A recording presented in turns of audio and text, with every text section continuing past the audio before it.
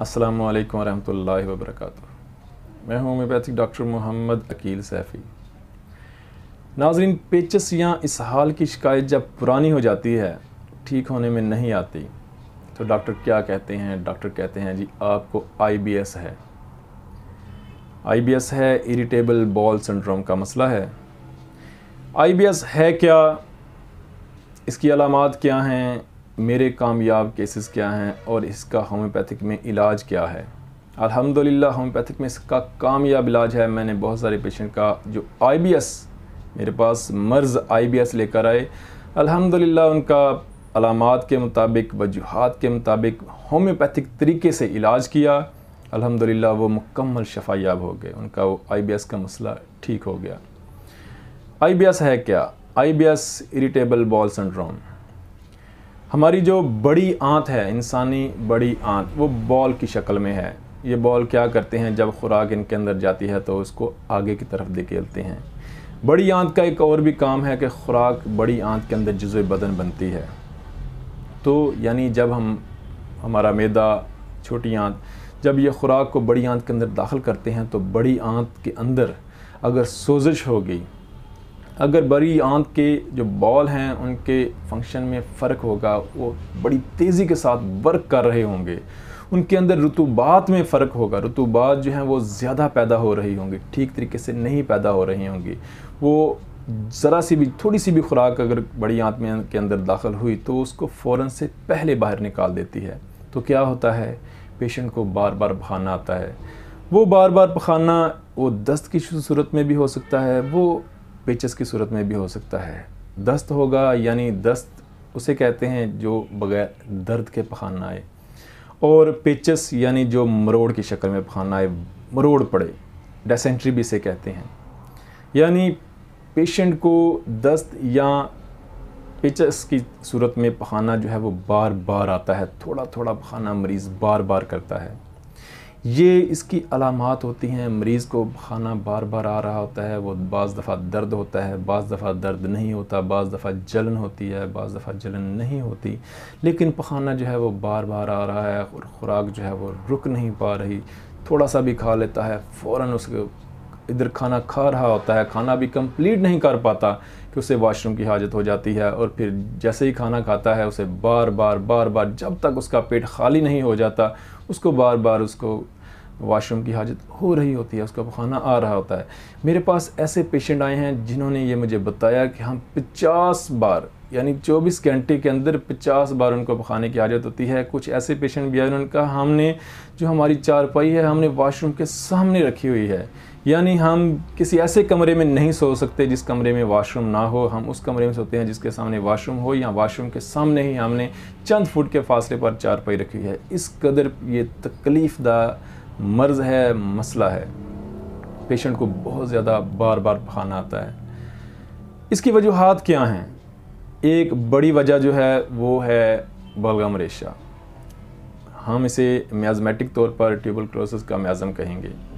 यानी जिन लोगों की हिस्ट्री में, ख़ानदानी हिस्ट्री में बलगम रेशा, दमा TB के असरात होते हैं, उस दमा TB के असरात की वजह से बाज़ लोगों की जो बड़ी आंत है उसके अंदर वो इन्फेक्शन पैदा हो जाती है, और वो बड़ी आंत जो है वो सही तरीके से काम नहीं करती, उसके फंक्शन में तेज़ी आ जाती है और पखाना जो है वो बार बार आना शुरू हो जाता है।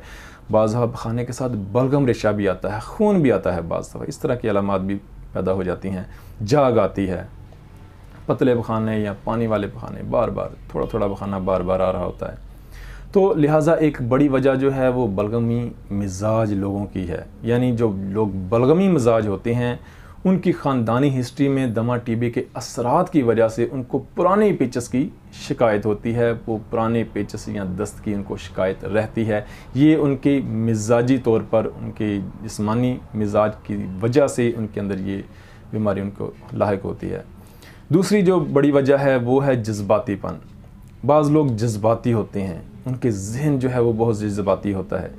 जहनी तेज़ी की वजह से बाज़ दफ़ा बड़ी आंत जो है वो तेज़ काम करना शुरू कर देती है, रुतूबात जो हैं वो तेज़ हो जाती हैं, जिसकी वजह से बार बार खाना आता है। बाज़ लोग बाज़ारी खाने खाते हैं, बाज़ारी खानों की वजह से, तेज़ मिर्च मसालों की वजह से बड़ी आंत के अंदर सोजिश पैदा हो जाती है, रुतूबात में फ़र्क आ जाता है और पेचिस का मसला रहता है, बड़ी आंत के जो बॉल्स हैं वो सही तरीके से काम नहीं करते, बल्कि वो काम करते नहीं, या तो वो तेज़ काम करते हैं या वो रोक नहीं पाते। बिल्कुल मकद भी जो है वो इस कदर कमज़ोर हो जाती है कि खाने को रोक नहीं पाती। तो क्या होता है, बार बार पखाना आता है, डॉक्टर कहते हैं जी IBS का मसला है। इसके अलावा भी गम, सदमा, टेंशन, डिप्रेशन, खौफ के असरात भी होते हैं। बाज़ दफ़ा कुछ लोग गम लेते हैं, इस कदर गम लेते हैं, गमगीन हो जाते हैं कि उनको पखाने जो हैं वो बार बार आ जाते हैं। बाज़ लोग ऐसे मैंने देखे हैं कि उनको कोई सदमा लगा, कोई टेंशन हुई तो उनको बार बार वो पखाने पेचस लग जाते हैं, यानी टेंशन लेने की वजह से उनको दस्त लग जाते हैं और वो फिर वो पुराने हो जाते हैं, वो दस्त ठीक नहीं हो पाते। क्यों? वजह जो है वो गम होता है। तो आम दवाइयों से वो ठीक नहीं होते और वो पुराने हो जाते हैं और डॉक्टर कहते हैं जी इनको IBS का मसला है। मेरे पास चंद पहले कामयाब केस शेयर करता हूँ। मेरे पास ऐसा एक पेशेंट है जिसको तकरीबन 40-50 बार पखाना आ रहे थे। मेरे पास वो आया, उसने कहा जी बहुत ज़्यादा पखाना आता है। अल्हम्दुलिल्लाह बेसिलिनम और इग्नेशिया से वो ठीक हो गया।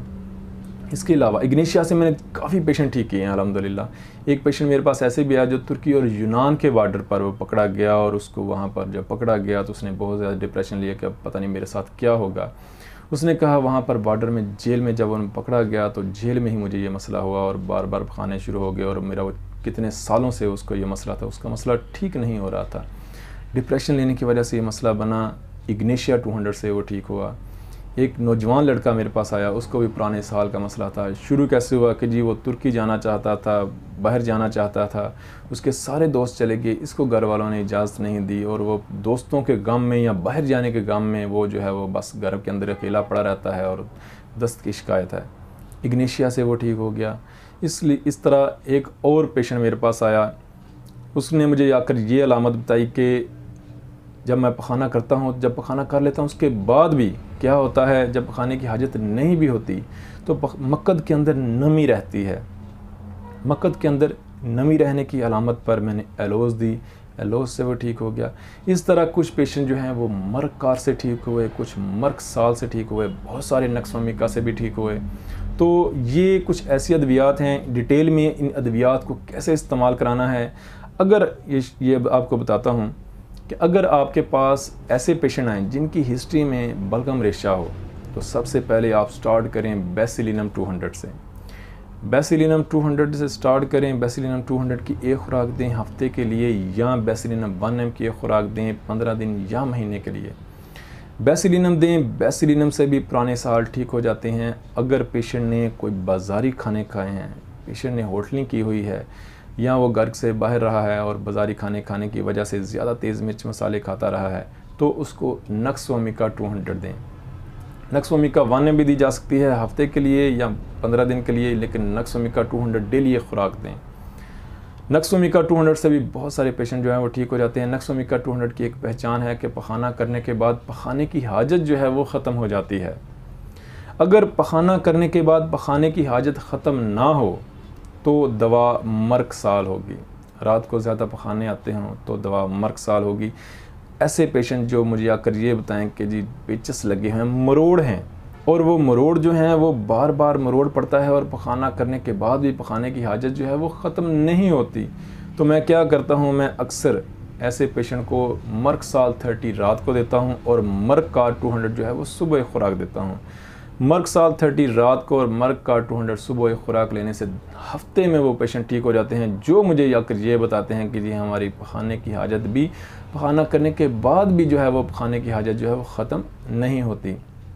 कुछ ऐसे पेशेंट भी आते हैं जो दस्त वाले होते हैं, पुराने दस्त होते हैं, जी हमें जो है वो बग़ैर दर्द के पखाना आता है और बार बार आता है और मक्कद में नमी रहती है, हम पखाने को रोक नहीं सकते, हमें हर वक्त मक्कद पर नज़र रखनी पड़ती है।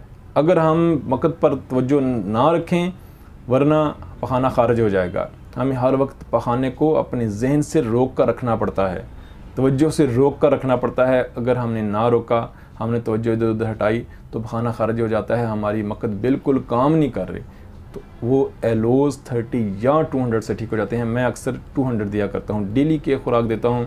रोज़ाना रात को एलोज़ 200 की एक खुराक देता हूँ, हफ्ते 10 दिन में बहुत सारे पेशेंट जो हैं इस तरह के ठीक हो जाते हैं, जिनको पखाने जो रोक नहीं पाते या मक्खत के अंदर नमी का एहसास रहता है, बग़ैर हाजत में, इनकी हाजत नहीं है और मक्खत के अंदर नमी का एहसास रहता है।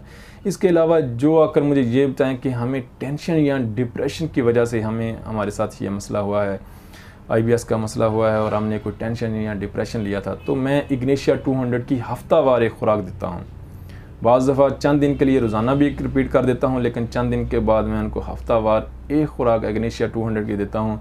इग्नेशिया 200 के इस्तेमाल से ही उनके जो पुराने पेचेस हैं, पुराने पखाने हैं जो गम की वजह से थे, वो ठीक हो जाते हैं। कुछ लोग ऐसे जज्बाती भी आते हैं कि जी हाँ, जब हम जज्बात में आते हैं तो फिर हमें जो है वो हमें पेचेस लग जाते हैं। उनकी जो दवा है वो है जैल्सीमियम या अर्जेंटम नाइट्रिकम। अगर मीठा ज़्यादा खाते हों तो अर्जेंटम नाइट्रिकम है, अगर मीठा ना खाते हों तो जज्बाती पेशेंट को मैं जैल्सीमियम 200 की एक खुराक, रोज़ाना की एक खुराक या सिर्फ एक खुराक हफ्ते के लिए दे देता हूँ। अल्हम्दुलिल्लाह जज्बाती पेशेंट भी जो हैं वो ठीक हो जाते हैं। कुछ ऐसे पेशेंट आते हैं जो कहते हैं कि जी हमें रोज़ाना जो है वो सुबह जब हम उठते हैं तो हमें उठकर पखाने के लिए दौड़ना पड़ता है और हमें 5, 7, 10 पखाने आते हैं, फिर हमारा सारा दिन सुकून से गुजर जाता है। सुबह उठते हैं तो पखाने बड़े आते हैं सुबह उठते ही। ऐसे पेशेंट को सिर्फ सल्फ़र 30 की एक खुराक देता हूँ, या चंद दिन रोज़ाना भी देता हूँ, लेकिन सल्फ़र 30 की एक खुराक 200 नहीं देनी, 1M नहीं देनी, CM नहीं देनी, सिर्फ सल्फ़र 30 देनी है। चंद दिन सल्फ़र 30 दें, पेशेंट जो है वो ठीक हो जाएगा। जो आकर ये कहेगा जी मुझे रोज़ाना सुबह चंद पखाने, पतले पखाने आते हैं, वो सल्फ़र 30 से ठीक हो जाएंगे। ये है IBS का होम्योपैथिक में ट्रीटमेंट, यानी बहुत आसान है। बलगमी मिजाज हो तो बेसिलिनम दे दें, बाज़ारी खाने खाए हैं तो नक्सोमिका दे दें, पतले दस्त हैं, पेचस नहीं दस्त हैं, एलोज दे दें, अगर मरोड़ हैं, पेचस हैं तो मर्कसाल या मर्ककार दे दें, गम के असरात हैं तो इग्नेशिया दे दें, जज्बातीपन है जैल्सीमियम या अर्जेंटम नाइट्रिकम दे दें, सुबह के ज़्यादा पखाने हैं तो सल्फ़र दे दें, रात के ज़्यादा पखाने हैं तो मर्कसाल दे दें 30 में। ये बहुत आसान है, पेशेंट को बस थोड़ा सा टाइम लगता है। बाज़ दफ़ा पेशेंट एक हफ़्ते में ठीक हो जाते हैं, बाज़ दफ़ा 1 महीना लग जाता है।